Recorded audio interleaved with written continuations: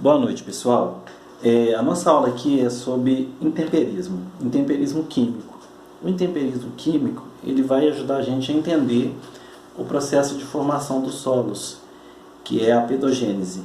Pedo é solo e gênese é origem, então origem do solo. O intemperismo, pessoal, é um processo de formação dos solos. Para que os solos eles se formem, é necessário 3 agentes. Esses agentes são o intemperismo químico, físico e biológico.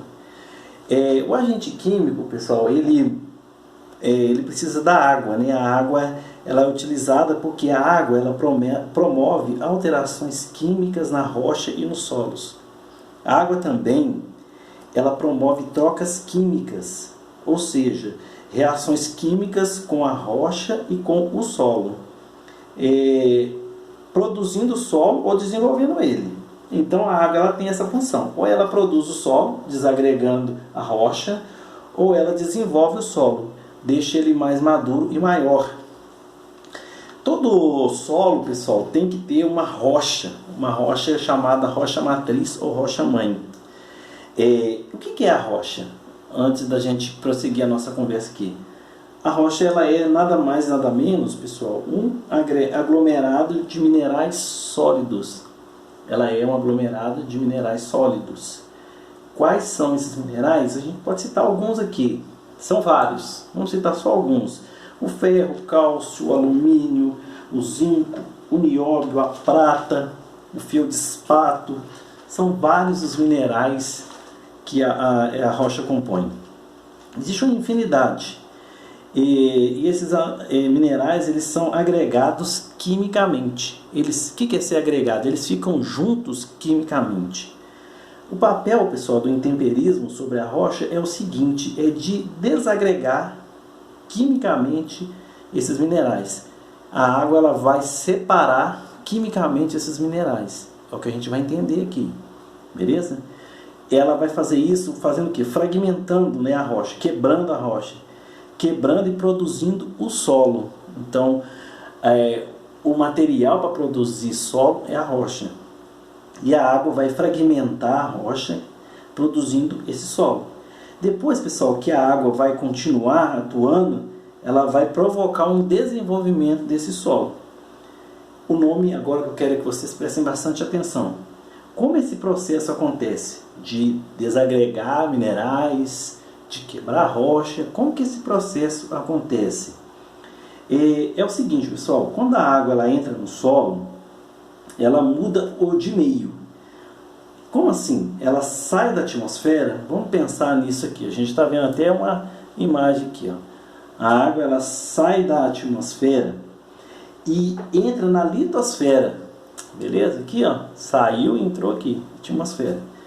Saiu da atmosfera e entrou na litosfera. Esse processo tem um nome, e é um nome que eu e você conhecemos, beleza? Nós falamos aqui da pedogênese. Tá, esse processo tem um nome. O nome desse processo é infiltração. A palavra infiltração, pessoal, ela quer dizer mudança de meio. O que acontece? Isso é importante você pegar aqui, olha. Essa água, ela entra e começa a se associar quimicamente com sais minerais. Opa! Presta bem atenção nesse desenho aí para vocês terem uma noção. Depois eu vou disponibilizar esse material aí. Ao essa água entrar e começar a se associar quimicamente com sais, uma vez que, presta atenção, a água ela tem polaridade. O que é isso? A água tem hidrogênio positivo e oxigênio negativo. Quando todos os sais solúveis sobre a água têm carga positiva, o que acontece? Acontece que a parte negativa da água vai atrair a carga positiva. Ao entrar no solo, ao infiltrar, a água, pessoal, ela se movimenta. O movimento da água no solo tem um nome que você já deve ter ouvido falar. O movimento da água no solo tem um nome que chama percolação. Então, quando a água infiltra e se movimenta dentro do solo, ela está percolando. Primeiro ela infiltra, depois ela percola. Então, ela vai infiltrar mais percolar. Isso é o seguinte, e nesse processo de percolação que ela está entrando no solo, ela se associa aos sais minerais solúveis da água. Então a água ela vai se associar a esses sais solúveis. Essa associação, pessoal, isso é importante, é o que nós conhecemos como a água mineral. Isso significa que a primeira alteração química do solo é transportar esses sais que ficam soltos no solo. Ela infiltra, percola, sequestra esses sais, e esse é o primeiro processo químico. E ela transporta até encontrar a rocha matriz, que é aqui embaixo aqui, beleza? Joia!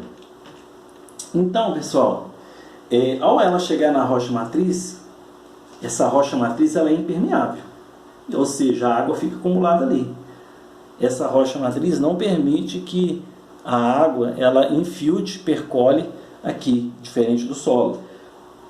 Quando ela acumula ali, ela forma um grande reservatório de água carregado de sais minerais, porque ela, ao percolar e ao infiltrar, ela carregou todos esses sais minerais aqui para baixo, beleza?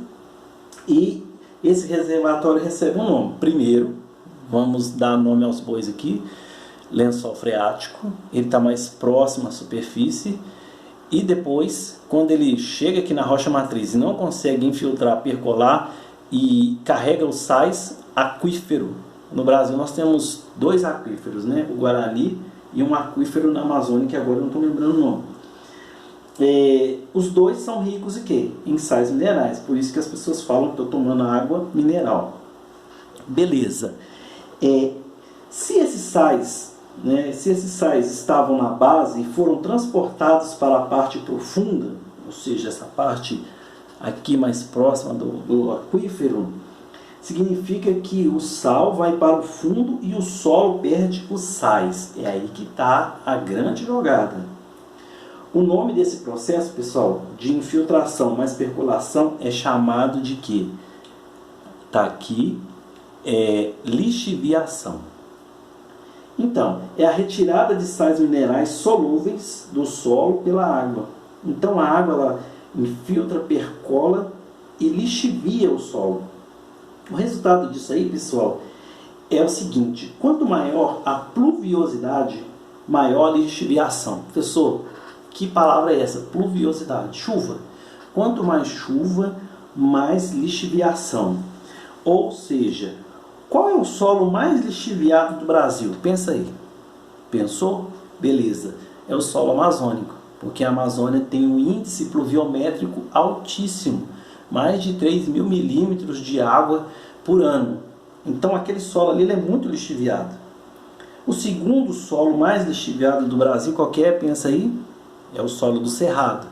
Nós temos um período de chuva no Cerrado muito importante. E esse solo também é muito lixiviado. Não é igual do Amazonas. Então, pessoal, vamos raciocinar. Qual que é o solo menos lixiviado do Brasil? O do Nordeste. Pensa comigo, quanto mais lixiviado, menor, presta atenção nisso, quanto mais chuva, retirando os sais minerais do solo, maior é o índice de infertilidade do solo. Então o solo que é muito lixiviado, ele é infértil, ele não é um solo muito fértil. Muita pluviosidade, maior retirada de sais do solo. O que determina se o solo é fértil ou não, pessoal, é a quantidade de sais solúveis no solo. Então é isso que determina. Por isso que o solo nordestino ele é um solo extremamente fértil. Por quê? Ele não sofre muito esse processo de lixiviação. Os índices pluviométricos no Nordeste é muito baixo, chove pouco no Nordeste. Por isso, pessoal, que o solo amazônico e o solo do Cerrado são solos pobres de sais, ou são solos não tão férteis assim. Aí, o que a gente faz com solos assim? Temos que fazer uma correção química no solo. Nós temos que usar alguns químicos para esse solo ser corrigido, beleza? Porque ele é um solo muito lixiviado, tá bom? Depois vou disponibilizar aí para vocês todo esse material, tudo que eu estou falando aqui. Tá joia? Ok. Joia. Uma vez que eu perdi do solo sais, o que resta no solo? Os metais. Se retirou os sais minerais do solo, predomina-se o que? Metais. Toda a rocha, pessoal, e todo o solo é formado por dois agregados: os sais minerais e os metais. Vou repetir. Toda a rocha e todo o solo é formado por sais minerais e por metais. Então, se os sais são retirados, o que sobra? Sobram-se os metais. Com a continuação da chuva, pessoal, vamos pensar no processo lá da lixiviação, que a gente já falou. Agora vamos pensar nesse processo aqui. Os sais foram retirados. Então, com essa continuação das chuvas, a água entra em contato com quem? Com os metais. Porque o que sobrou agora foram o quê? Metais. Ao entrar em contato, pessoal, com os metais, a água ela produz a segunda fase do intemperismo. A primeira fase do intemperismo nós vimos que é a lixiviação.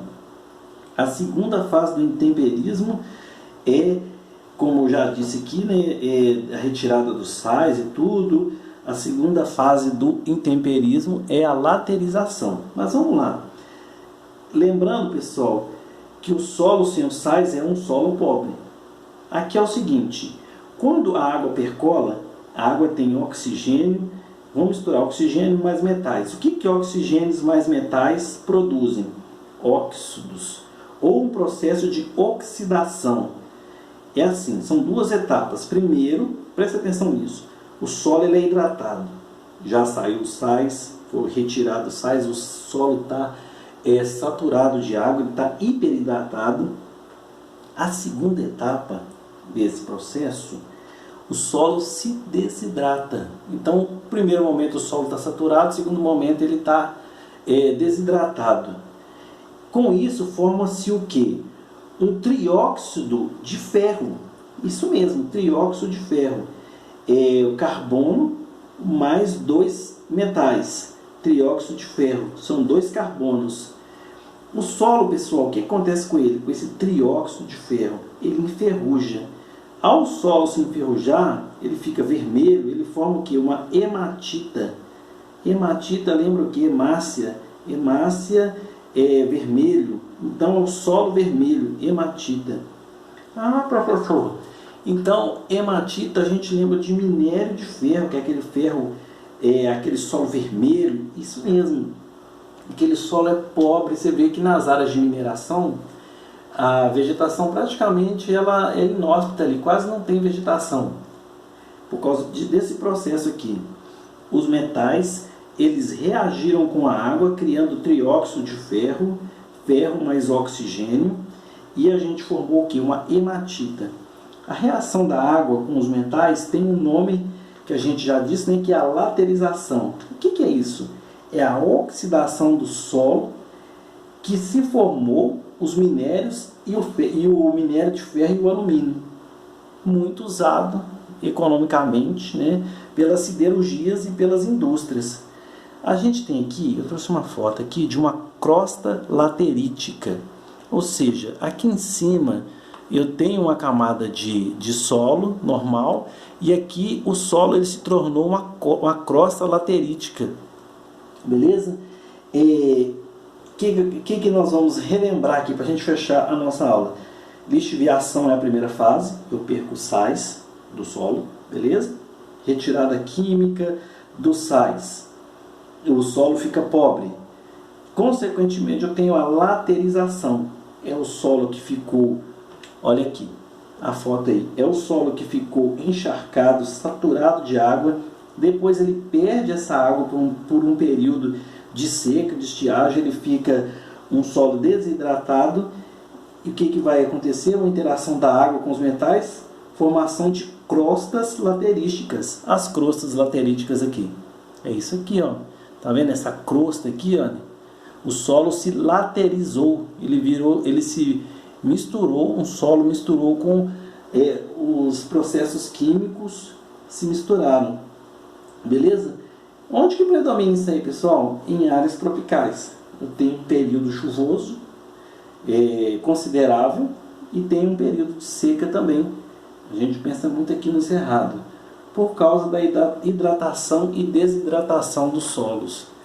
Espero que vocês tenham conseguido pegar a ideia aí da formação dos solos. Muito obrigado, até mais.